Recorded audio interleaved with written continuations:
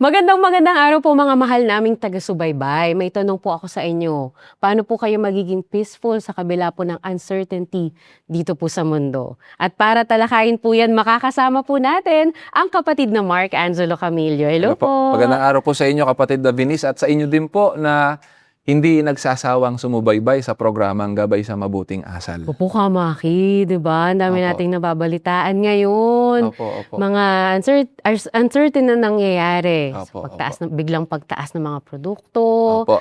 Ang dami rin pong problema, hindi lamang po sa environment, bagyo, typhoon, mga lindol, pero sa sarili din po, dumadami po yung nakakaranas ng depression and everything. Yung pag-aalala po, mas nararamdaman niya nung mga magulang. Kasi hindi lang sarili yung intindihin, di ba?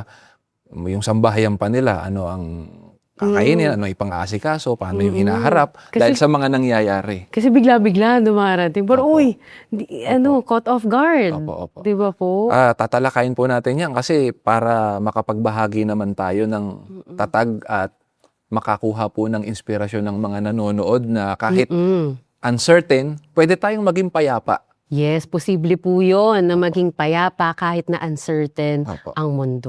Opo. Bakit po ba may tinatawag na uncertainty? Ano po ba yung uncertainty? Yung uncertainty po kasi, ibig sabihin, kawalan ng katiyakan sa kung ano pa ang mangyayari mamaya, bukas sa mga susunod na panahon. So, kaya may ganito, dahil siyempre, tao, madaming kahinaan, bahagi ito ng kahinaan niya na hindi niya alam ang mangyayari mamaya, bukas, sa susunod na buwan, sa susunod na taon. Ang kaya lang gawin ng tao natin ay magsuspecha, di ba? Mag-assume, magplano, mag-theorize. Pero hanggat walang ebidensya, wala tayong nakikitang resulta, nananatiling uncertain ang hinaharap na panahon. Talagang hindi natin kayang kontrolin ang mangyayari sa ating paligid. Pero ang kaya lang po natin kontrolin, yung kung paano tayo mag-iisip at kung paano tayo aaksyon. Yes, ibabahagi natin yan mamaya sa mga sumusubaybay sa ating kapatid na Venice. Opo. Ang isa pa po ay dahil yung change, yung sa environmental change, yun yung constant eh. At napaka-complex kasi ng mundo natin. Lahat ng tao, ilan ba ang tao sa mundo ngayon? Papunta na sa 8 billion. So bawat taong yun, may free choices. At bawat free choices ng bawat tao ay maaaring magkaroon yun ng malaking epekto sa lipunan o maaaring sa buong mundo. Yung kalikasan, opo. Yung kalikasan, yung panahon, nakakaapekto yan sa iba't ibang lugar na maaaring magpabago sa sitwasyon ng isang bansa o maaaring isang kontinente. Yung pagkakasakit, yung mga small events sa bawat baryos o kaya barangay sa bayan na nagdudulot yan ng hindi karaniwang pangyayari na nakakaapekto sa buong mundo. Para pong domino effect po ba yun? May tinatawag pong the butterfly effect. Butterfly yung konsepto po nun ay, kumbaga, yung pakpak ng paru-paro ay titingnan mo maliit lang pero maaring magdulot ng isang buhawi. Halimbawa, yung First World War nagsimula sa isang putok lang ng baril nang mamatay isang duke ng isang bansa. Isa lang po. Yes. Pero naging epekto niya. Isang gunshot lang, World War na. Yes po. Agad-agad. So 4 na taon na World War na 'yon. Yun po ang katunayan na napaka-uncertain kahit ano ang estado ng tao sa mundong ito. Walang pinipili yung uncertainty. Ano po ba yung naidudulot ng uncertainty sa mga tao? Sa atin po kasi ang isip ay wired siya na mag-demand ng clarity.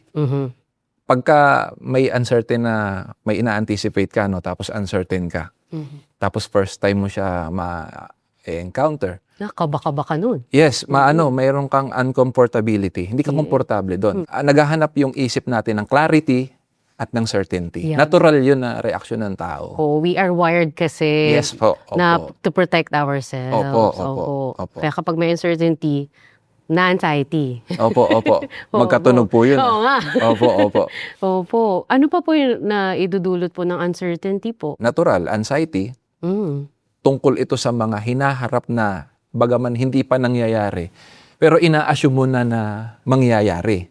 Diyan yung kung ano-anong iniisip mo na what if, Yes, madaming yung what cycle if. sa isip mo na mga worst case scenarios na hindi pa naman nangyayari. Pero yun yung laging tumatakbo sa isip mo. So dun sa anxiety po, nasabi niyo nga po na Opo. yung isip ka na ng isip na mangyayari sa future, hindi pa nga nangyayari. Opo. Wala pa sa reality. Opo, opo. So Ang paano kasunod, po syempre, yun? mag-overthink ka.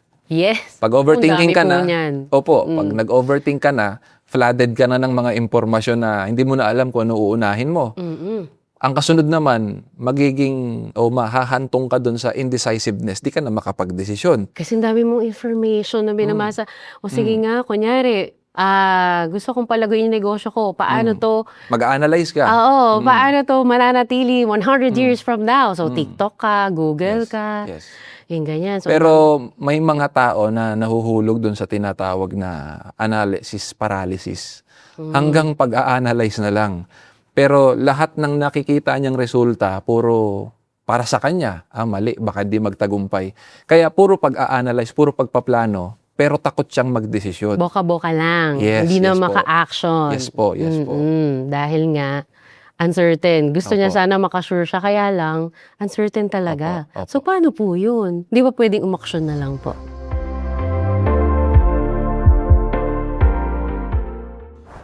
Mga mahal po naming taga-subaybay, huwag po sana nating payagan na humantong tayo sa anxiety at overthinking dahil wala po tayong magiging progress o growth. Hindi po kami lang ang may sabi niyan.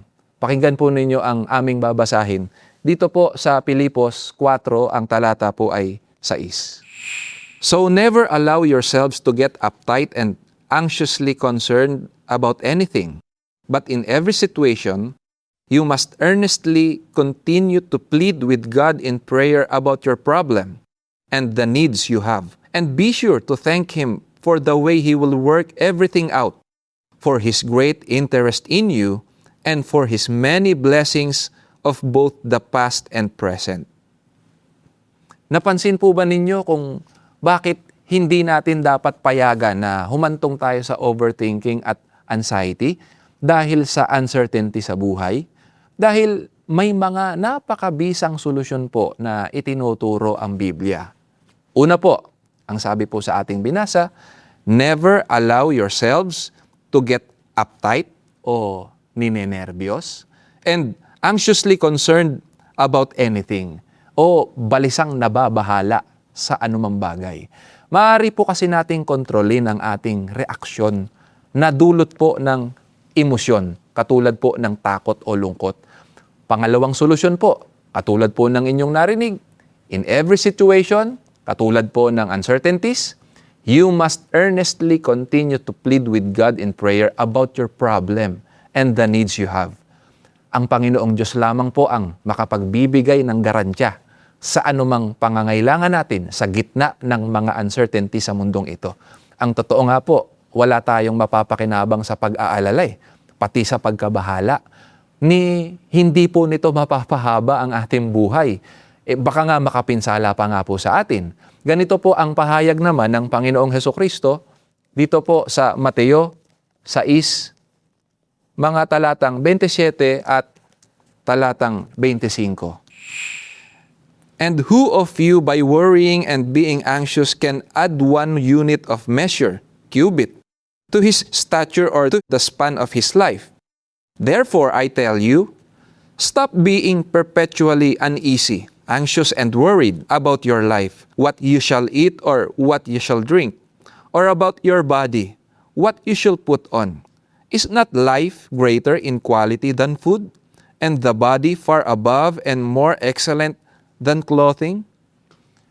Wala pong masama, mga televiewers po namin, na intindihin natin at magkaroon tayo ng safety precaution bilang paghahanda sa hinaharap. Kailangan po yun. Pero hindi po naman makabubuti kung palagian at labis tayong mababalisa tungkol sa mga ganong bagay.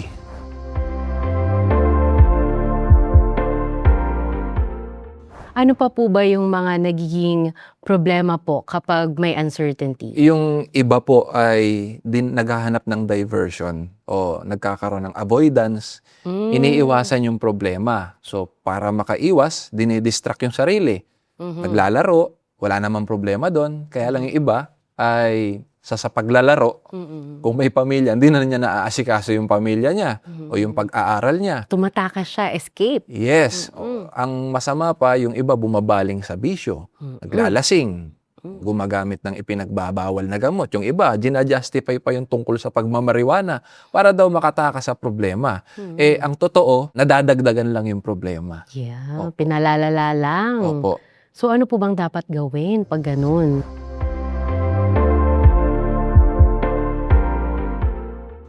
Alam po nating lahat na kung ang problema ay tatakbuhan at susukuan na lang natin, ay hindi naman po ito matatapos at masusolusyonan. Kaya harapin po natin ito, kagaya po ng payo ng Biblia, dito po sa Panaghoy, 3 ang talata po ay 30. Don't run from trouble. Take it full face. The worst is never the worst. Hindi po natin kailangang maging fearless para magawa ito. Kailangan lang nating maging present, grounded sa kasalukuyan, at hindi po sa nakaraan o sa hinaharap. At katulad po ng itinuturo ng Biblia, don't run from trouble, take it full face.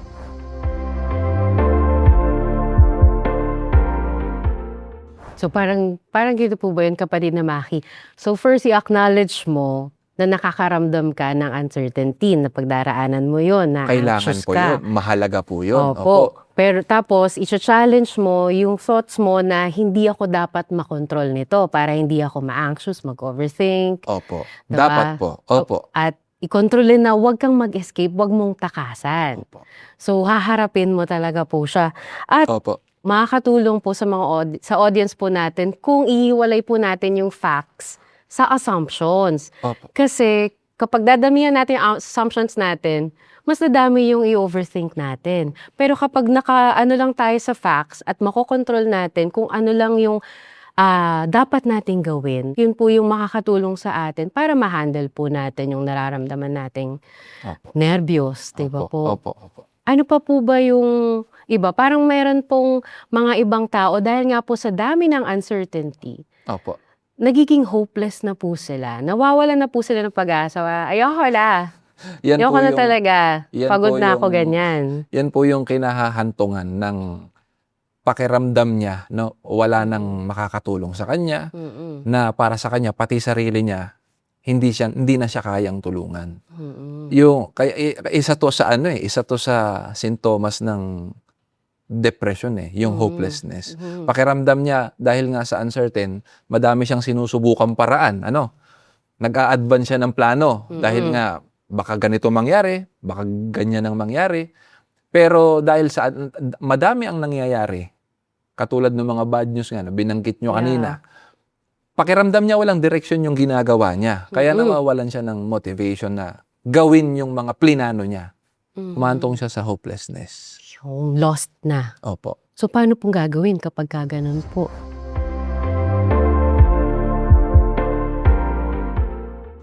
Bagaman nagpapatong-patong ang suliranin at problema o kaya pagsubok sa ating buhay, hindi natin dapat payagan na ito ang umalipin sa atin. Huwag tayong pumayag na magkaroon tayo ng maling reaksyon tungkol sa mga nangyayari ngayon sa ating daigdig. Pakinggan po ninyo itong kasaysayan sa Biblia. Dito po sa Job 7:1 hanggang 4 at talatang 6, ganito po ang ating mababasa. Ang buhay ng tao'y sagana sa hirap, batbat ng tiisin at lungkot na dinaranas. Siya'y tulad ng alipin, pahinga ang hinahangad. Para siyang manggagawa, naghihintay ng kanyang bayad. Maraming buwan na ang lumipas. Walang layon ang buhay ko. At tuwing sasapit ang gabi, ay namimighati ako.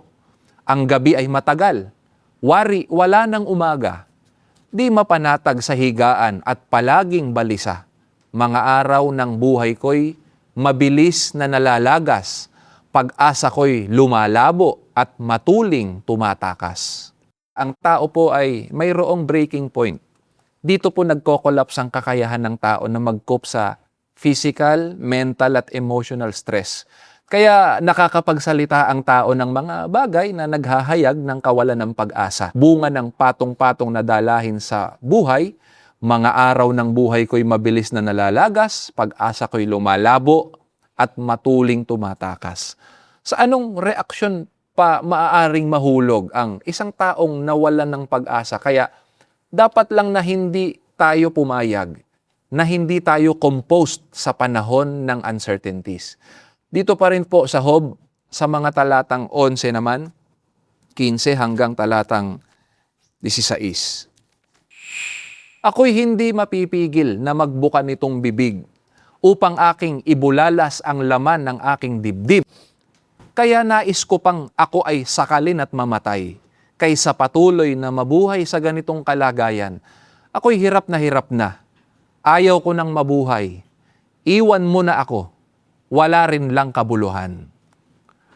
Hindi po ba't hindi magandang kalagayan ng hantungan ng nasadlak sa kawalan ng pag-asa? Kaya may ilan na ang nagiging desisyon po ay kitilin ang sariling buhay. Ayaw nang mabuhay. Maling reaksyon po ito eh. Ano pa pong lalong maling reaksyon ng iba dahil sa kawalan po ng pag-asa?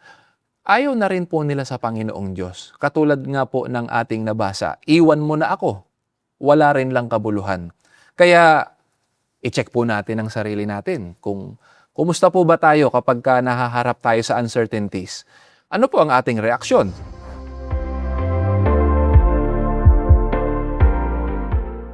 Dahil kapag hindi tayo nakapagbantay ng sarili sa mga ganyang pagkakataon, baka mahulog po tayo sa kasunod po nating tatalakayin, kapatid na Binis, yung impulsive decisions o yung padalos-dalos, nararatel ang tao kapag hindi na niya alam kung anong uunahin niya. Pag di na niya kayang kontrolin. Opo.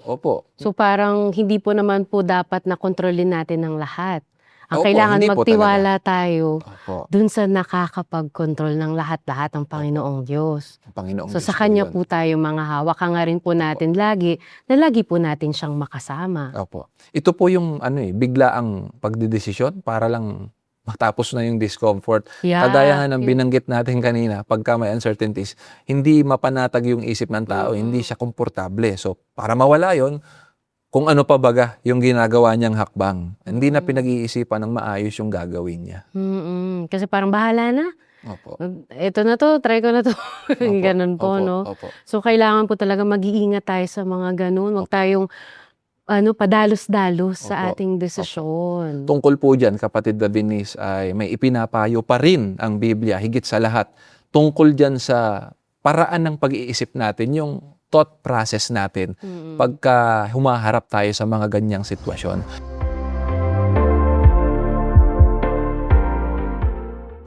May mga pagkakataon po na kailangan natin ng quick decisions, lalo na sa mga panahon ng mga emergencies. Pero iba po ito sa impulsive decisions o pagiging padalos-dalos. Yung quick thinking po, mabilis pero may awareness at control sa sarili o driven by clarity and experience. Pero ang padalos-dalos po ay driven by emotion. Kaya although may immediate relief sa sarili at sa isip, pero most of the time ay sinusundan ng pagsisisi para makaiwas po tayo sa maraming regret sa ating buhay dahil po sa padalos-dalos na decision making ay may ganito pong itinuturo ang Biblia sa Kawikaan 4, ang talata po ay 23. Above all, be careful what you think because your thoughts control your life. Sa ganitong paraan po ay mas makagagawa tayo ng better decisions, hindi man perpektong desisyon. We can respond properly sa halip na emosyon ang pairalin at nagde-decide para sa atin. Dahil katulad po ng ating nabasa, thoughts control your life.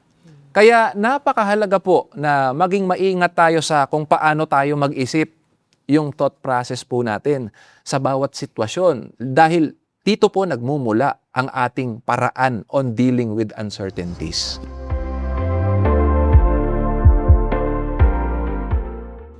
Kasi di ba po sa mga pagsamba ay tinuturo po sa atin magkaroon ng positibong pananaw. Opo. Kailangan kapag naisip na natin yung mga negative, Opo. i-switch po natin into Yes. positive Reframe thoughts. natin. Opo. Reframe. Marami na tayong episode dyan, kapatid na Binis. Opo. Kaya ano po ang dapat gawin kung nakakaramdam po ng mga uncertainty? Una po ay address and acknowledge what you're feeling to avoid confusion. Kasi po, confusion destroys composure. Get your thoughts out of your head. Maaari nating isulat, no? Ilista natin yung mga what ifs, at mula dun sa listahan, maaari nating i-separate yung talagang yun ang nakikita mo, yung facts versus assumptions. Magkaiba po kasi yun, kapatid na Binis, yung facts at yung ina-assume mo pa lang. Dinadagdagan mo pa yung iisipin mo. Yes. Kumbaga, Nakaka-lost yun. dapat safe place yung isip natin. Nagiging battlefield tuloy. Dahil sa hindi mo sinusolusyonan isa-isa. Kaya Sa malilit na bagay, maiibsan yung maraming isipin. Kaya kailangan yung assumptions po natin, i-challenge natin and stop it from controlling us. Yes, Para opo. hindi po tayo maapektuhan ng malaki, di ba po? Opo, tama po. Ang isa pa po, kapatid na Binis at sa mga taga-subaybay, focus on what is controllable. Alin po ba yung hindi natin makokontrol? Yung environment po, katulad po ng ibang tao, mga outcomes ng kanilang ginagawa, bunga po ng kanilang choices in life. Alin po naman ang maaaring kontrolin? Yung actions natin, yung attitude, yung effort natin. At ang pinakamagandang action ay yung dumulog sa ating Panginoong Yes po. Diyos. Sana nga po, wag ang mangyari. Nasubukan na natin lahat. Tas ang huling lalapitan natin ng ating Panginoong Diyos. Ang tamang reaksyon, dapat po, gaano man kasimple yung problema, lalo na kapag ka matitindi, ang una nating reaksyon ay manalangin.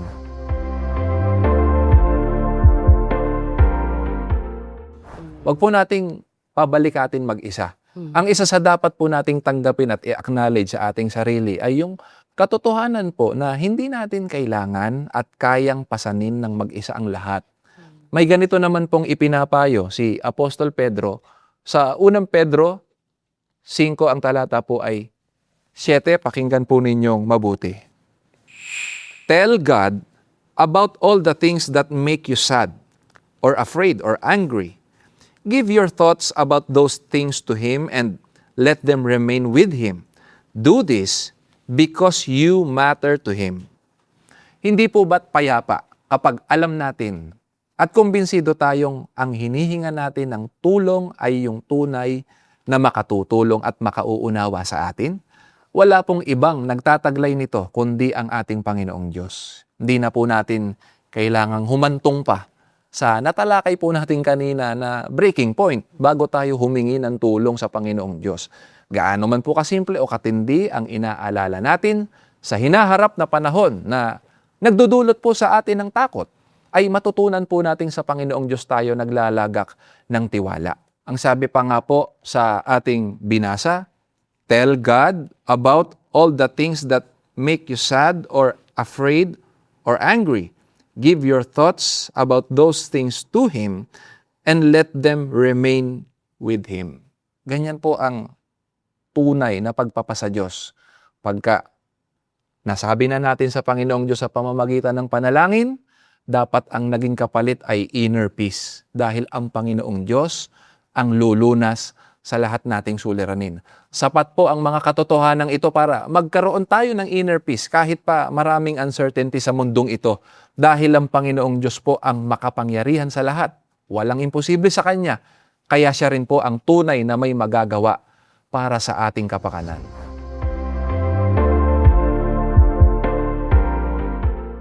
Sa mundong punong-puno ng hindi sigurado, alam kong makakaraos ako kasi may Diyos na Isa kasama sigurado, ako. may Diyos. Yes, yun po ang pinakasigurado. Siguradong hindi niya tayo iiwan. Opo. Ang ganda po nabanggit niyo po kasi nabanggit niyo po na mahalaga kasi tayo sa ating Panginoong Diyos. Yun po ay mula sa Biblia. Yes, Na tayo mahalaga sa Opo, Panginoong marinig Diyos. pa lang natin yung kalmadong-kalmado na talaga Yes. tayo. Ano ang pangangailangang hindi saklaw pagka pinahalagahan ka ng Diyos, di po ba? Yes, ang mahalaga, sige, gawin mo yung part mo, 'di ba po? Magplano, idulog sa kanya lahat, Yes. magtiwala sa kanya, Opo. makakaraos talaga. Opo. Kapag may inner peace na, may magandang epekto yan sa atin, kapatid na Binis. Una, matututunan nating tanggapin, acceptance, without giving up. Diba? Na tatanggapin natin na I can control everything but I can control how I respond. So ang unang response ng nagtitiwala sa Panginoong Diyos, mananalangin agad yun. Talagang, kaya hindi siya sumusuko eh. Opo. Kasi opo. mapanalanginin siya. Opo. At yun po ang kailangan na karakter po natin lagi. Ang maging mapanalanginin. Narinig po natin yan sa ating tagapamahalang pangkalahatan, ang kapatid na Eduardo B. Manalo. Huwag tayong sumuko kasi hindi tayo sinusukuan ng Panginoong Diyos. Pagkatapos ng inner peace, kapatid na Vinis, ang isa pang dulot niyan sa atin, magkakaroon tayo ng emotional steadiness. Napakahalaga nun. Hindi tayo magsusuppress ng ating emosyon. Kasi yung iba, ang tendency, pagka gusto niyang ipakita na kalmado siya, hindi nagpapakita ng emosyon. Hindi naman po ganun ang pagiging kalmado eh. Hindi ba? Mali po yun. May takot pa rin, may kalungkutan pa rin, may frustration pa rin, dahil normal yan. Pero wag nating payagan na ang ating emosyon ang kokontrol naman kung paano tayo magdedesisyon. Alalahanin din po natin yung self-talk. Yes Diba po, opo. Matutuhan po natin na gawing safe place yung ating isip. Yes po. Pero maging gentle naman sa self-talk. Magkaroon ng self-compassion. Huwag naman yung susumbatan, sisisihin. Bigyan mo ng peace of mind yung sarili mo. Kaya kapatid na Maki, nasagot na po kung bakit yun ang title ng ating episode. Kasi alam po natin na kasama natin ang ating Panginoong Diyos, kaya payapa po tayo. Yes po. Kaya ano po ang takeaway niyo po dito po sa ating episode bago po tayo matapos? Kunin po natin sa Biblia sapagkat dito po nanggagaling ang lahat ng pinakamagagandang insight sa buhay. Ang nakasulat po dito sa Roma 5:4 hanggang 5, ganito po ang pahayag ni Apostol Pablo. And patience develops strength of character in us and help us trust God more each time we use it until finally our hope and faith are strong and steady. Then, when that happens, we are able to hold our heads high, no matter what happens, and know that all is well, for we know how dearly God loves us, and we feel this warm love everywhere within us. Maraming salamat po kapatid na Maki. Talaga Salamat pong din po. nakakalakas po ng loob ang mga talatang binanggit niyo po sa amin. Opo. At sana po mga mahal naming televiewers ay marami po kayong natutuhan sa episode po nating ito. Kaya lagi po nating tatandaan, magiging payapa po tayong lagi basta kasama po natin ang ating Panginoong Diyos. Kaya sikapin po nating laging maging matatag dito sa mundo na puno ng hindi sigurado. Maraming salamat po sa pagsama po sa amin sa araw na ito. Hanggang sa susunod pong muli dito lamang sa Gabay sa Mabuting Asal.